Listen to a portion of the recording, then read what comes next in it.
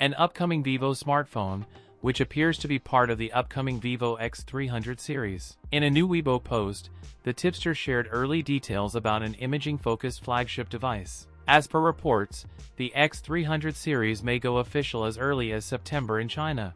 Vivo flagship phone will have a 200-megapixel main camera, a 50-megapixel ultra-wide lens, and a 50-megapixel IMX882 telephoto camera with 3x optical zoom. The device is expected to retain premium features such as full waterproofing, wireless charging, ultrasonic fingerprint scanner, and a compact 6.3-inch display, making it one of Vivo's smallest flagships in recent years. Paired with a MediaTek Dimensity 9500 chipset, the Geekbench listing further reveals that the Vivo X300 series phone is equipped with 16GB of RAM and Android 16. While official details about the Vivo X300 series launch are still under wraps, an October launch is a strong possibility. That's it for today's video. If you enjoyed it, don't forget to like, comment, and subscribe for more content. Thanks for watching, and I'll see you in the next one.